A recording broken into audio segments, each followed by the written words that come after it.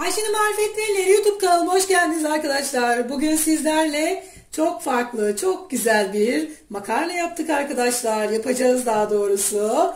Birlikte tagliatelle yapacağız arkadaşlar. Bir İtalyan makarnası. Çok orijinal. Başından başlayacağız. İlk ana malzemesinden. Unundan başlayacağız arkadaşlar. Hepsi birlikte nasıl yapılıyor? Makarnamızın yumurtaları ayrı, o kadar püf noktaları var ki arkadaşlar. Makinesini kurduk masamıza, yumurtasını kırdık, ununu karıştırdık. Bütün hepsini sıfırdan A'dan Z'ye eşimle birlikte makarna yaptık size. Bugün bitmiş hali bu şekilde oluyor arkadaşlar. Şimdi çok uzatmadan hemen tagliatelle makarnamızı yapmaya geçiyoruz tarifimize. Evet arkadaşlar, şimdi tarifimize geçiyoruz. Makarnamızı, makinamızı tanıttıktan sonra, unumuzu tanıttıktan sonra şöyle ilk önce arkadaşlar 200 gram şöyle 100 gram un arkadaşlar, beyaz un bu kadar oluyor. Tam bir bardak oluyor. Ama semolina unumuz şöyle 2 parmak eksik oluyor. İkisini birlikte karıştırıyoruz. Çünkü karışık bir şekilde karıştıracağız. Karışık bir şekilde koyacağız yumurtaların içine. Eşit miktarda gitsin diye arkadaşlar bu işlemi yapmamız gerekiyor. Kaliteli, güzel İtalyan makarnası için. Şimdi böyle ikisi karıştıktan sonra arkadaşlar eşim bugün evde, birlikte makarna istedi canımız ve makarnanın temeline inmek istiyoruz arkadaşlar biz. Baştan şöyle bunun için arkadaşlar 3 tane tam yumurta olması gerekiyor. Bir tane de yumurta sarısı gerekiyor. Yumurta sarısını arkadaşlar bakın buraya aldım. Özellikle hani göstermek için bu yumurtaların içine katmadım. Ayrıntılı anlatıyorum arkadaşlar. 100'er gram dediğim gibi semolina unu, 100 gram da beyaz unumuzu karıştırdık birlikte. Hepsi arkadaşlar hassas terazim var benim. Şu şekilde hepsini hassas bir şekilde güzelce tarttım sizlere göstermek için. Şöyle unumu yakından göstermek istiyorum. Bilen olur, bilmeyen arkadaşlarım için. Büyük marketlerde var arkadaşlar. Biz indirim oldu mu hemen birkaç paket alıyoruz, böyle eve bırakıyoruz. Sırayla kullanıyorum. Ben şimdi açık olandan koydum. Bu kapalı paketimiz. Çünkü bayatladığı zaman aynı performansı vermeyebiliyor arkadaşlar. Makinamızı çekerken sıkıntılar yaşamayalım diye. Şimdi arkadaşlar güzelce hemen tagliatelle hamurumuzu yoğuruyoruz. Önce yumurtalarımızı koyuyoruz. Bir tane de sarı olandan ekliyoruz. Şöyle bir iki çevirelim arkadaşlar. Unumuzu dediğim gibi kontrollü koyacağız. Şöyle yavaştan yavaştan. Hamurumuz yumuşak olacak arkadaşlar. Şu kadarını ayırmak istiyorum. Biraz katılaşınca elimle yoğurmaya başlayacağım. Çok güzel oluyor arkadaşlar. Biz böyle uzun zamandır kendi makarnamızı kendimiz yapıyoruz. Farklı farklı makarnalar yapıyoruz ve karar verdim sizinle paylaşmak istiyorum. Bugün sadece bir çeşidini göstereceğim arkadaşlar. Tagliatelle. Tagliatelle. Evet. Evet. Eşim daha Eriştenin uzunu. Aynen. Yani İtalya'da Eriştenin. tagliatelle deniyor. Ben Aynen. de o aşamada makinede yaparken yardımcı olacağım. Makinede hazırlama aşamasında. Aynen öyle. Eşimden yardım isteyeceğim. Çünkü biraz 2 kişi olması gerekiyor arkadaşlar bu iş için. Şöyle biraz elimle direkt şöyle yüzümü tutar mısın? Şimdi yüzüğümün sahibine verdim arkadaşlar. Şöyle hemen unumuzu biraz koyalım. Güzel yumuşak bir hamur yapacağız. Baklava hamuru gibi oluyor arkadaşlar. Çok da hani ziyan olmaması için böyle ince ince almaya çalışıyorum. Tamamdır.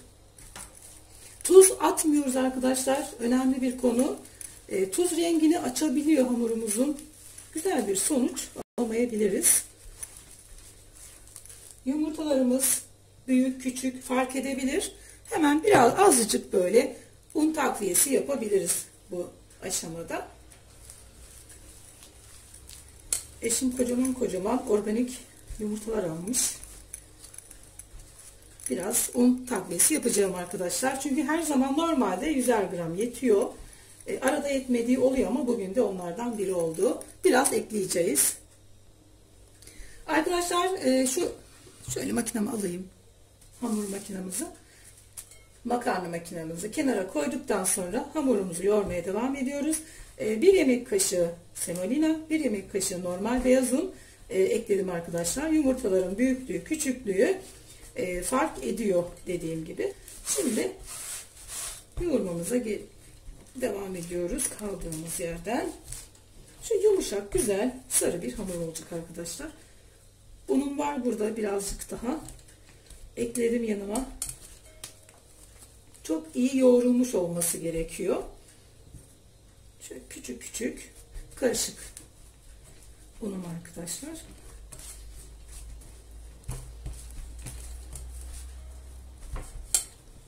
Bu aşamada artık kaseden alıyorum. Şöyle kenara.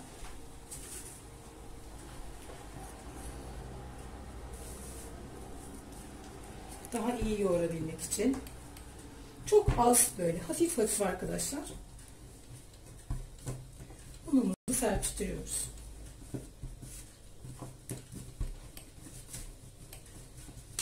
Elinize yapışabilir, hiç sıkıntı değil. Zamanla çıkıyor.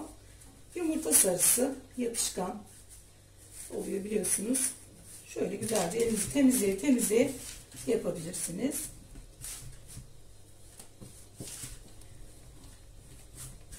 Şöyle güzelce bir hamur yoğuracağız arkadaşlar. Dediğim gibi çok güzel oluyor. Bir de kendi yaptığını yemek çok keyif veriyor arkadaşlar. Yani sonuçta bir sürü hamur işi yapabiliyoruz. Biz dedik ki kendi makarnamızı kendimiz yapalım. Şöyle. Eşim de çok meraklı. Şöyle koyayım, elimi açayım. Bu tür konularda çok iyi kendisi. Bana da yardımcı oldu sağ olsun. Birlikte yapacağız. Makarna yapma aşamasını tamamen eşime bırakacağım arkadaşlar. Hamurunu yoğuracağız biz böyle. Çok az un koyaraktan, karışık un ama, kıvama getiriyoruz. Jelatin naylonuna saracağız arkadaşlar. 1 saat dolapta dinlenecek. Normal dolapta, buzdolabında.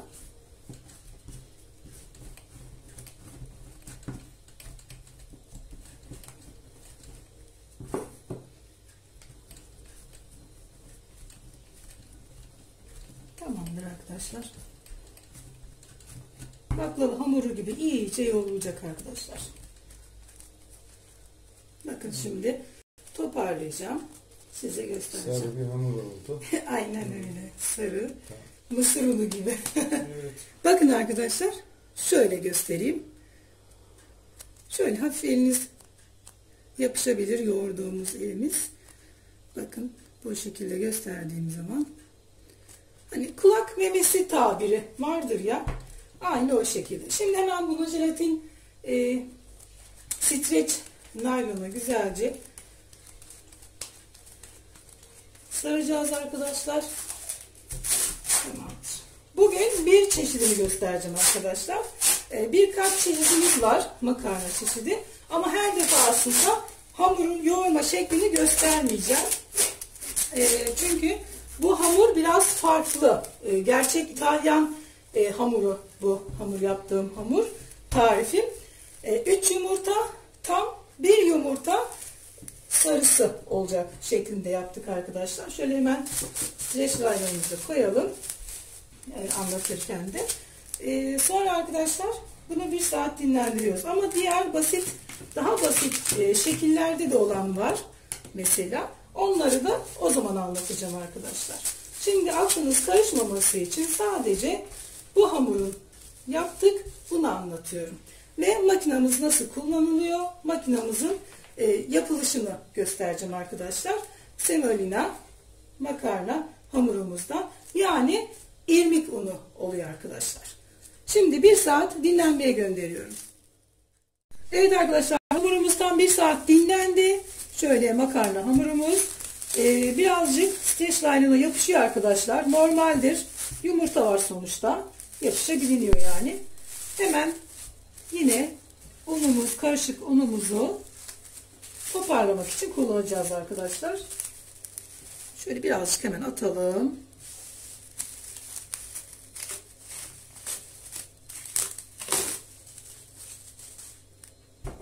Şöyle elimizi unumuza koyarak şöyle toparlayacağız arkadaşlar. Çok fazla değil. Makineden çekerken bunu serpiştireceğiz biraz.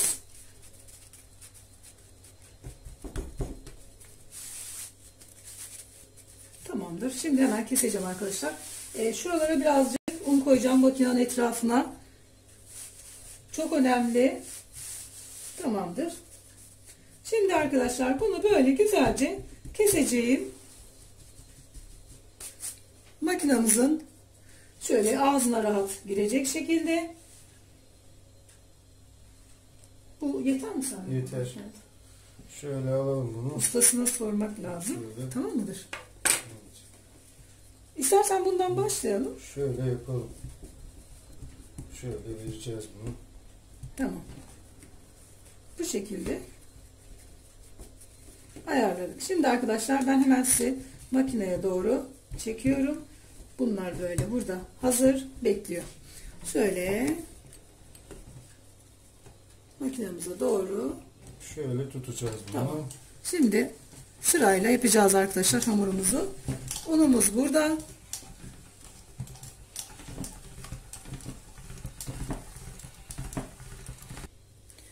Şöyle hemen ortasından bir kesik atıyoruz arkadaşlar. Bu aşamada un atıyoruz. Semolina Az unumuzla atıyoruz, çok değil. birazcık Evet. yapışmaması için, çünkü yapışıyor arkadaşlar. Diğerine de koyalım birazcık. Şöyle. Tamamdır. Tamamdır. Şimdi birazcık da şöyle makinenin ağzına doğru koyuyoruz arkadaşlar. Şimdi tekrar çekiyoruz.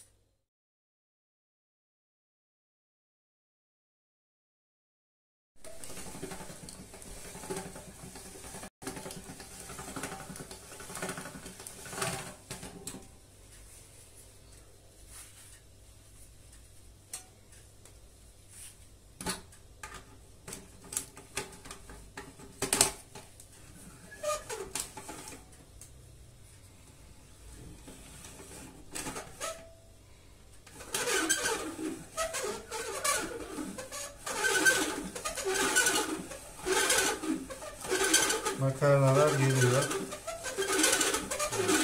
İşte bu şekilde. Harika oldular. Bakın arkadaşlar. Şöyle göstereyim hepsini. Hepsi ayrı ayrı güzel oluyor. Makinenin ayarı önemli. Bakın. Önce en açık ayarda hamuru inceltiyoruz. Sonra yavaş yavaş kısıyoruz. En son ben şimdi geldim. Şu an en kısık ayara geldim. Hamuru en ince şekilde açıyor. İyice incelttik hamuru. Bu şekilde açtık. Ve de aldık. Herhangi bir yapışıklık yok. Şöyle. Çok hafif Evet. unluyoruz değil mi? Çok Karışık hafif unluyoruz. undan. Hatta bir tur daha Çünkü çekelim. yapışabiliyor Şöyle, yani şöyle. sonuçta. Bir tur daha çekelim. Daha mı ince olsun? Şöyle hatta tutarsa böyle biraz daha esniyor şöyle. Hamur esnek bir hamur. Şimdi makarna olmaya hazır oldu. Bunu burada direkt tutuyoruz. Bunu alıyoruz. Buraya. Ondan sonra direkt şöyle veriyoruz burada. Tabii yeterli olmuş oluyor yani. Buradan geliyor. Harika oldu. Ben de buradan alıyorum. Evet, bu şekilde. İsterseniz sadece haşlayıp yiyin arkadaşlar. İsterseniz peynirli yapın, karışık, tereyağı da yapın. Şöyle bakın, ince ince o kadar güzel oluyor ki size tavsiye ederim. Kendi makarnanızı bu şekilde kendiniz yapıp yiyebilirsiniz. Bu orijinal İtalyan makarnası oldu arkadaşlar. Hamuruyla birlikte yaptık her şekilde. Şimdi bunun bitmiş halini de gösterelim size Makine birazdan. kullanması Bu şekilde. kolay görünüyor ama biraz antrenman ve alıştırma gerektiriyor. O yüzden canınızı sıkmayın ilk seferde yapamazsanız. Evet. Makineyi kullanmayı gördünüz arkadaşlar. Gösterdi eşimse. Hamuru nasıl olması gerektiğini gösterdik sizlere. Bir sürü oldu. Şimdi ben onları hepsini oklavaya taktım. Biraz kurusun suyumuz ısınana kadar ocakta. Devamı göstereceğim arkadaşlar bitmiş halini. Ama işlem bu. Bu şekilde. Harika oldu. Böyle tel tel oluyor arkadaşlar. Evet arkadaşlar, makarnalarımızın bitmiş hali. Orijinal İtalyan makarnası yaptık. Şöyle göstermek istedim haşlamadan önce. İstediğiniz şekilde yapıp yiyebilirsiniz. Son hali bu şekilde oluyor. Şöyle makarnamız makinamızdaki hali budur. Bitmiş ve kurumuş hali bu şekilde oluyor arkadaşlar. Bakın çok güzel oldu gerçekten. Eşimin eline koluna sağlık. Birlikte yaptık.